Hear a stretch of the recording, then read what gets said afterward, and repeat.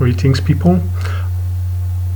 What I'll try to do here is a fast-track analysis of Jiang Xueqin's predictive history.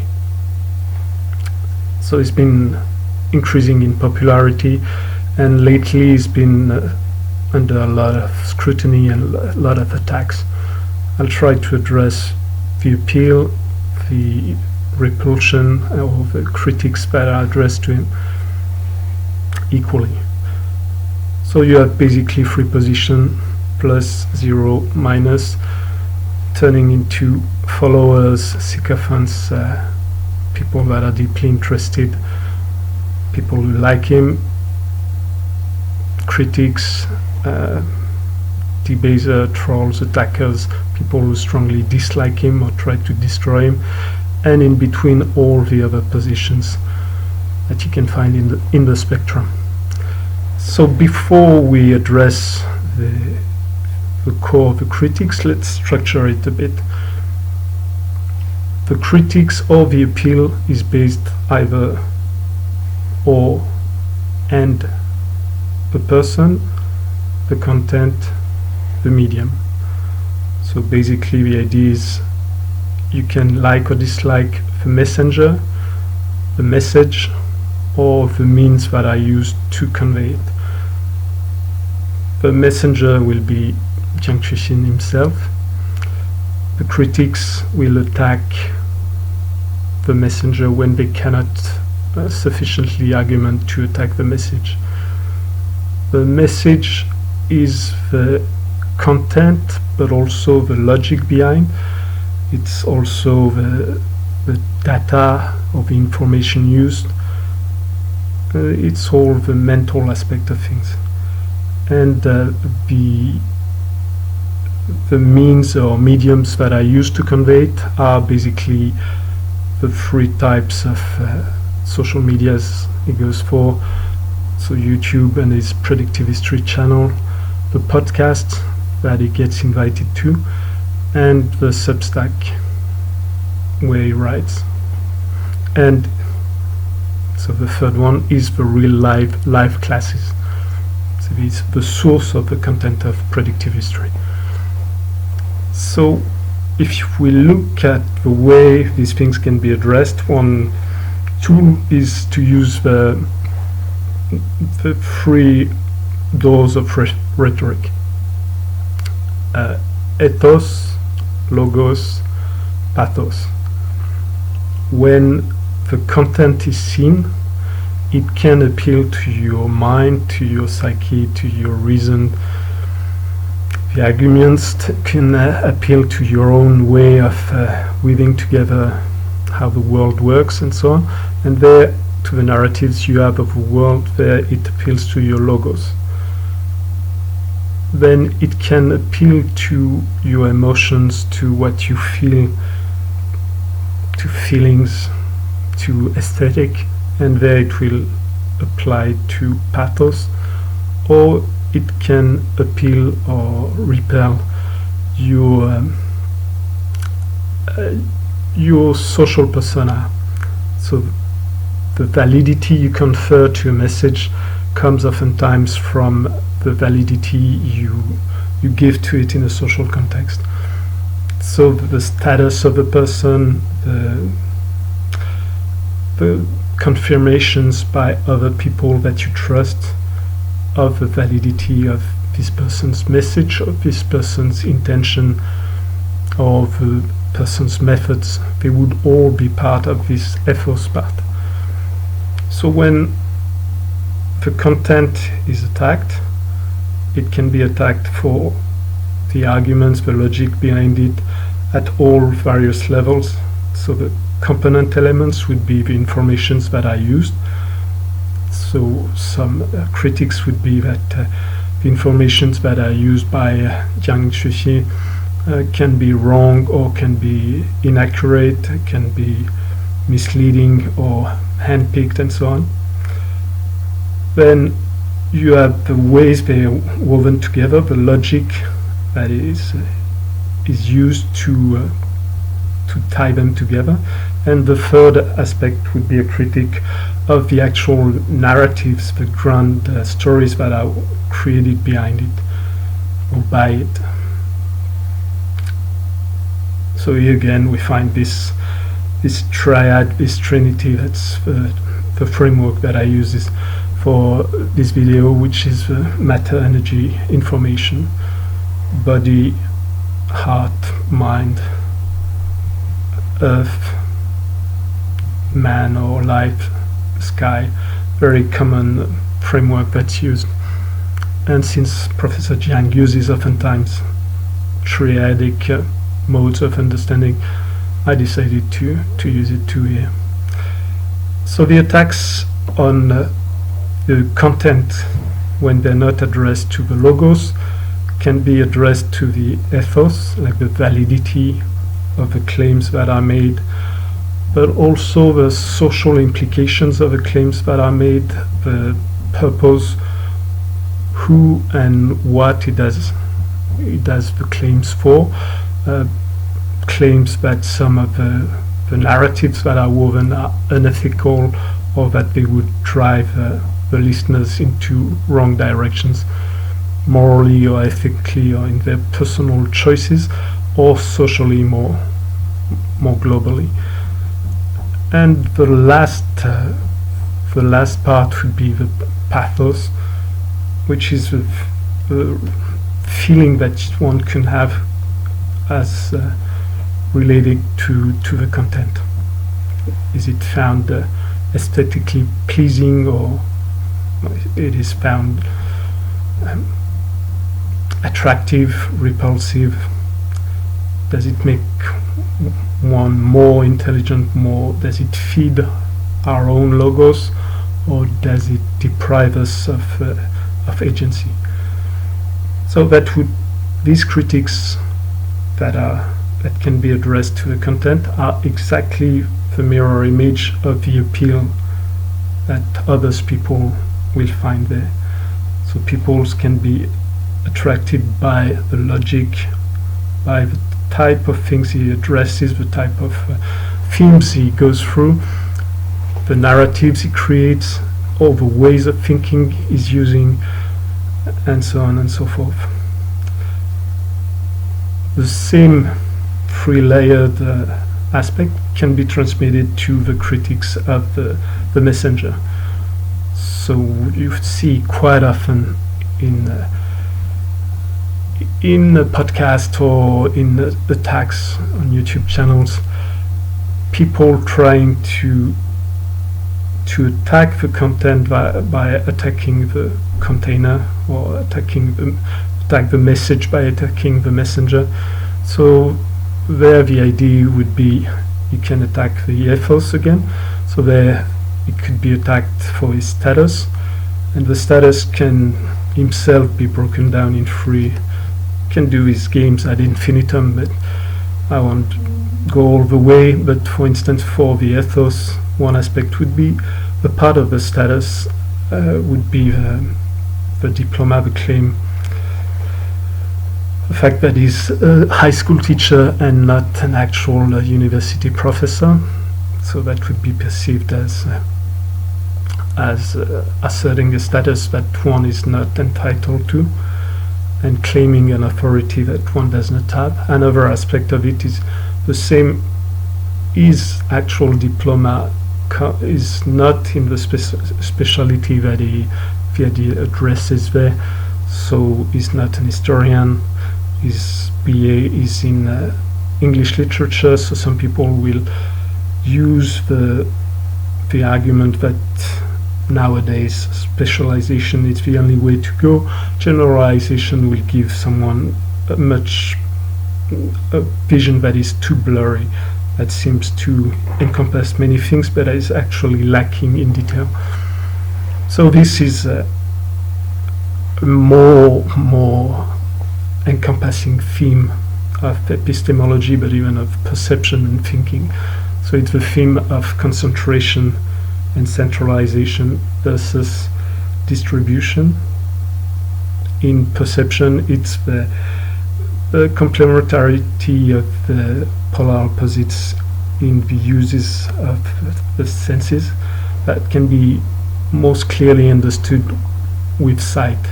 You have a focal use of sight where you get a lot of information on a small number of objects or on a small surface. Then you have a peripheral or global use of sight where you have few informations on many things, or on a wide volume or wide surface of things. So the arguments that are made for specialization would themselves be they can be further attacked themselves, but at the same time nothing can be solved, like generalism versus specialization. This is not a one side wins all type of approach. But nowadays the theme, the global idea is that specialization is the way to go. So people who follow this narrative will attack any person that goes beyond the borders of one's so-called specialization and of the diplomas that are provided. So once again, it's perceived as a claim of authority that is invalid socially. The last aspect of the status is the network of belonging, of affiliation. So there again, you have this idea that Jiang Xueqin is not a part of the actual academia, is a misfit and oddball. He fled the centers of culture as seen from the West as being the big universities in the US and Europe, and he fled to go back to China, which is an upstart as seen from there, which is quite funny. And so there's this idea that is not part of the actual fabric of academia, of history, is not part of the fabric of science overall, of the people that are validated widely, is appealing to the commoners, to just the common watchers. And the last aspect, which is linked to these networks of belonging, is that his interest and his own telos, like his own goals and finalities, are tied to powers that are not the powers of the countries where most of the content is released, meaning mostly English-speaking country and mostly the US, Canada, and the Western world. So there's these attacks on him that depict him as an influence agent or a spy, a secret agent for Israel. It's accused of being a Mossad agent by some people, Russia, or China. Maybe you have other claims, but I have not seen so far. So there again, the potential ways of addressing this is, if you care, so first attacking the messenger to try to attack arguments that are made in the message is a rhetorical error, or it's one of the bias in rhetorics that can be pointed to.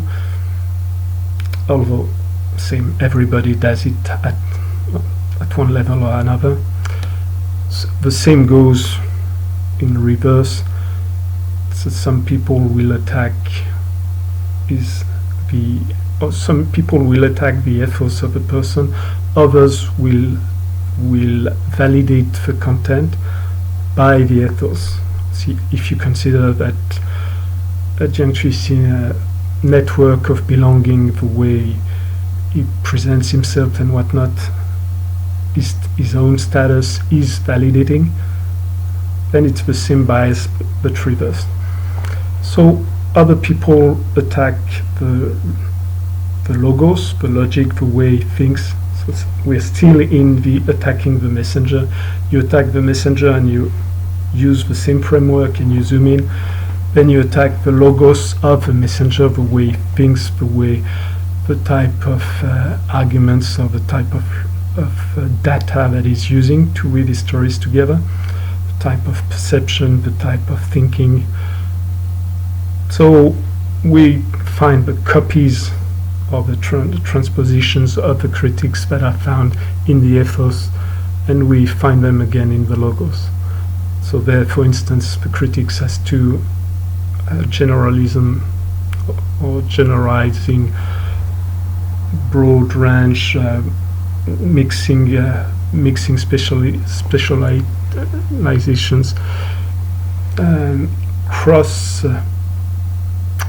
cross-referencing different sources, but coming from very, very different types of sources. For instance, using religious eschatologies as a part of geopolitical analysis would be seen by many as incompatible or invalid. So you tend to think you use arguments that come from the basis of science to prove science. You cannot use arguments that come from philosophy or from religion or hermetics or anything like this in the way we see the world now, or in the most widely used narrative in the West. So the attacks on his logos, then attacks on the pathos would be attacks on you could have attacks on how the person makes you feel. It could be attacks also on just the aesthetics. You do not like his voice, you do not like the stuttering or the tone or the speed, or you do not like the vibe that he gives, or the reverse, you like it. And in both ways, this will tend to influence how you see the content. And it goes both ways. You like a content, and then by resonance, you transfer part of this attraction to the actual messenger. You always love a messenger that brings the good news. So the pathos too could relate to what he expresses of himself, the type of emotions, the type of emotional life that he depicts when he goes through biographical material. And there you could find resonance, like many young people that have felt lost at one point, or that have been stuck in the basement of their parents playing Warcraft, Starcraft or whatnot, can resonate with someone who starts to be a public figure and who belongs to, like, explains that he belonged to this category of persons, like the losers. So this can, once again, resonate or create disharmonies with depending on the social fabric of the person in front. So that's the messenger. We've seen the content, and now if we go to the actual means of conveying, you'd have the same things. You would have attacks there. Maybe you could apply the triad of logos, ethos, and pathos. In some ways, you'd find that if we analyze, for instance, what happens with a classroom. So, for me, being myself a misfit of a different type, having left school a long time ago by choice, you can. So when I first saw his content, I found it really, really funny, and the main part of the fun was the fact that what he was saying could be said in a classroom. Although at first, like many people, I thought it was more like first or the few first years of university.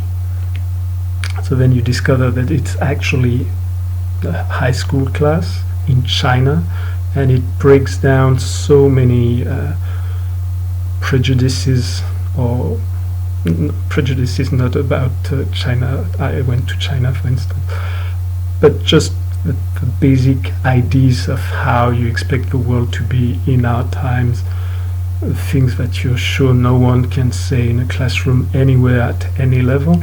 And there we had this guy appearing. So for myself it was a big part of the appeal. And then the content itself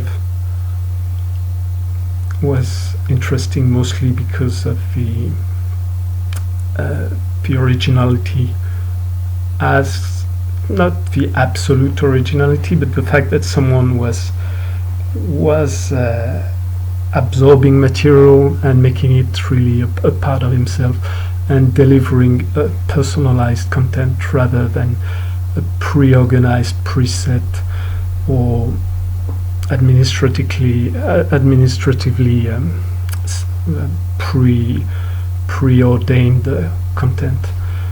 So this is the logos of the classroom. The pathos of the classroom would be the feeling that you get. You can see that it's really committed. Now in the pathos, it's a very vertical way of transmitting, so it could be repulsive if you think that it's lacking in participation, although it's trying to bring a lot, but it's the actual world of schools and whatnot. So you could use these different categories. You can also use all this idea of body, heart, mind, which would relate, or matter, energy, information. So there, if you go for matter, energy, information, you look at the classroom and you have the material aspects that could attract or repel. You have the use of like the tools that are used, board and later the type of whatever gigantic iPhone or whatnot. And the same would go, the energy would be the actions, the changes, the flows, the movements, and the mind aspect, the spirit aspect would be once again the content or the ideas behind, and so on, or even the goals of the class. So there you can see that he asserts a goal that is quite interesting for many, the fact that he doesn't really care if people remember facts, historical facts, or the details of history. He's trying to provide them with a way of understanding the world and making sense of it. And in some ways, although the content delivered is quite often potentially traumatic, you can see that the goal he has is somehow to empower first the pupils in the classroom, and then later, when it gets more renowned and gets more audience, all people around. So if we address now the actual logos, like we address the critics that are specifically attacking predictive history.